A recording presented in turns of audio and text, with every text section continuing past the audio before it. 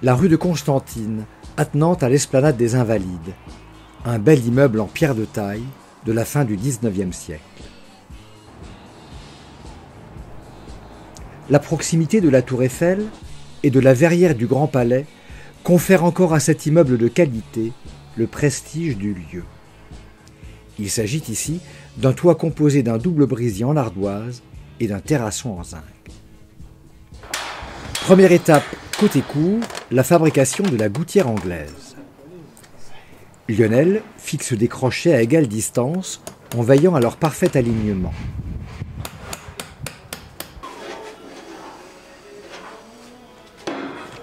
Thierry place sans difficulté la gouttière sur les crochets.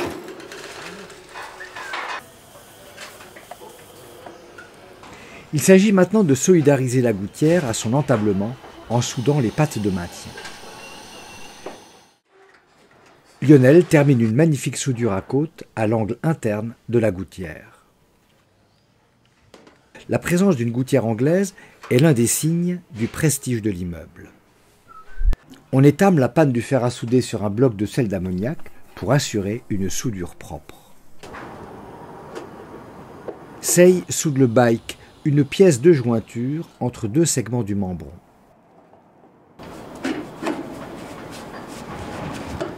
Le membron en zinc assure la jonction et l'imperméabilité entre le premier et le deuxième brésis. Cette pièce d'ornementation est aussi un signe extérieur de prestige de l'immeuble. Commence maintenant le long processus de la pose des ardoises. L'échantillonnage consiste à battre un trait de cordeau pour marquer l'emplacement de chaque lito. Le litonnage, la fixation régulière des litos de bois au marteau automatique, est une opération très précise.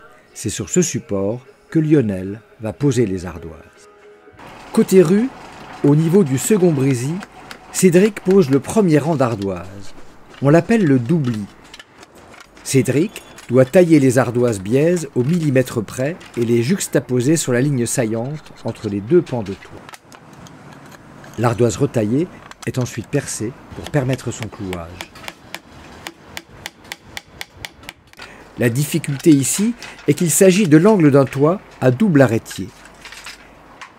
Chaque ardoise posée est le fruit d'une grande expérience, d'un lien entre l'intelligence, la main, le toucher et le matériau lui-même. Si je coupe l'ardoise dans le sens visible, on va se retrouver avec les biseaux tout lisses comme ça. Alors que si je la coupe à l'envers, côté visible, on va se retrouver avec un côté biseauté. Il faut qu'il soit biseauté le côté pour renvoyer l'eau vers l'extérieur. Un coup c'est celle-ci qui va être par-dessus, un coup c'est celle-ci qui va être par-dessus. Et une sur deux comme ça. Pour éviter, pour rechasser l'eau, pour pas que l'eau elle rentre à l'intérieur des rainures là. Celle-ci, elle est dessus celle-là, sur l'angle. Ouais. Et bien maintenant, celle du dessous, elle va se retrouver en dessous celle-là, vous voyez ? Alors, nous avons choisi une ardoise Cupa modèle 10 Excellence pour ses qualités d'aspect. C'est une ardoise qui présente un bon aspect, une ardoise assez plane et de bonne qualité, de mise en œuvre facile pour nos compagnons. Et c'est une ardoise qui comporte très peu de pyrite. Nous retrouvons Lionel qui retaille les ardoises du plein carré avec un coupe-ardoise.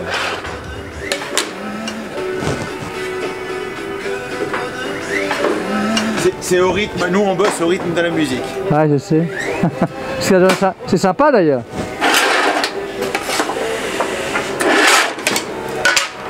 C'est pour ça qu'on met des chansons pas trop rythmées, comme ça on bosse doucement. Doucement peut-être, mais efficacement en tout cas. Une ardoise baille. Lionel l'enlève et la retaille. La voilà bien ajustée. Chaque geste compte pour assurer une pose parfaite. C'est ce qu'on appelle le plein carré, ça? Pas trop, hein. Là oui, mais pas là. Lionel a raison.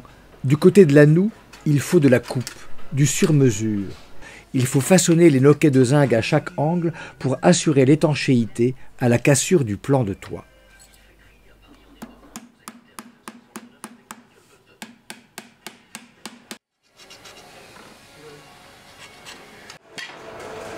L'avantage de la pince par rapport à l'enclume, c'est que l'enclume, la plupart, à moins que ce soit un gros morceau, on perd l'autre moitié. Alors qu'avec la pince, C'est beaucoup plus précis. Ouais. plus facile et puis on récupère l'autre moitié. Ouais, bien. Côté rue, au niveau du deuxième brésil, on vient de déposer les vieilles ardoises et on enlève les restes des gravats du chantier précédent.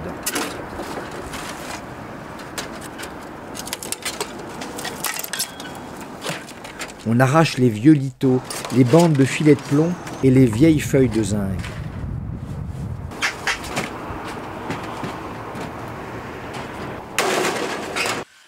C'est le décrapouillage, un terme de métier qui désigne la première étape de la préparation du toit. Le zinc sera plié en paquets, descendu au treuil et recyclé. Dans la réfection d'un toit, l'isolant tient toujours une place royale. L'isolation est une étape indispensable et obligatoire. Elle consiste à agrafer sur les chevrons une première couche d'isolant réfléchissant et par vapeur avec le même soin que si l'on préparait un lit.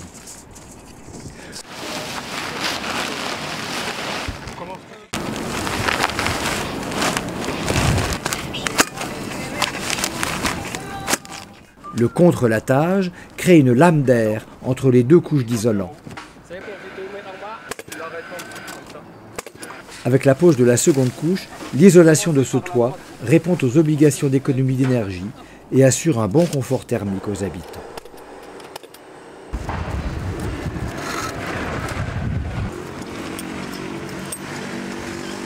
La couverture des terrassons au sommet du toit nécessite le levage de grosses quantités de bois.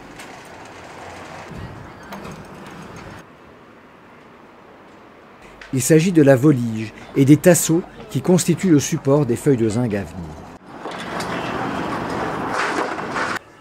Volige et tasseaux ont été posés. Patrick prend les mesures de l'emplacement précis où seront posées les pièces de zinc. Il reporte ces mesures sur son carnet. C'est le calpinage. Ouais, ça c'est chacun son... Il n'y en a pas un qui note pareil ces cotes.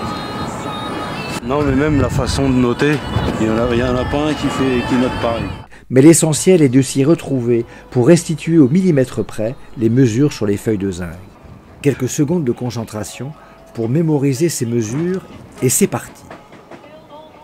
Mesure, traçage à la règle et surtout au moyen de la tracette, cet instrument cranté propre au couvreur qui permet de griffer le zinc pour marquer la hauteur des reliefs. Encore un petit coup d'œil sur le carnet et voilà le coulisseau qui sert de règle. Les mesures une fois tracées, la pince pélican entre en action pour une découpe irrémédiable. La chute sera réutilisée. Patrick ajuste le cran de sa tracette pour bien marquer la hauteur des reliefs à venir. Une petite entaille dans le zinc permettra de joindre les reliefs entre eux. En glissant la feuille de zinc entre les mâchoires de la plieuse et en actionnant les leviers, Patrick façonne d'abord un ourlet sur un côté de la feuille de zinc. Puis, c'est le façonnage du relief proprement dit. Le mouvement de pression de l'avant-bras permet au couvreur de maintenir bien à plat sa feuille de zinc tout en la décollant des mâchoires de la plieuse. Changement de face et de côté. Dans la grande longueur de la feuille de zinc, les gestes du couvreur sont les mêmes, avec cette même énergie et cette détermination.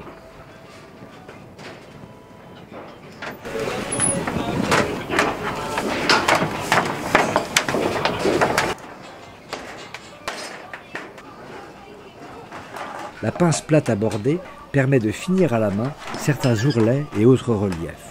Le couvreur a pris soin de mettre des gants anti-coupure pour réaliser toute la mise en œuvre de cette feuille de zinc. La sécurité des hommes est une condition indispensable sur un chantier de couverture.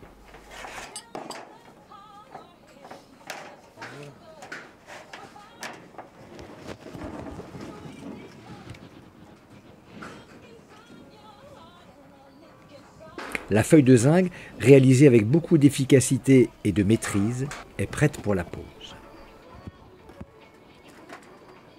La pose des feuilles de zinc étant terminée, Lionel prépare les couvre-joints. C'est la pièce indispensable qui va finaliser la couverture très parisienne, dite en zinc à tasseau. Les couvre-joints viennent couvrir les tasseaux de bois et contribuer à fixer les feuilles de zinc. La petite pâte cuivre permet de laisser un jeu de dilatation entre deux segments.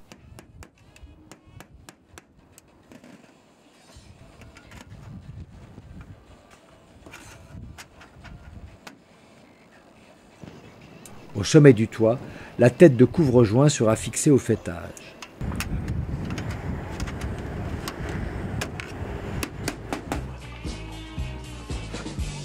Au niveau de la cassure du plan de toit, Lionel soude deux segments de couvre-joint pour assurer une parfaite imperméabilité.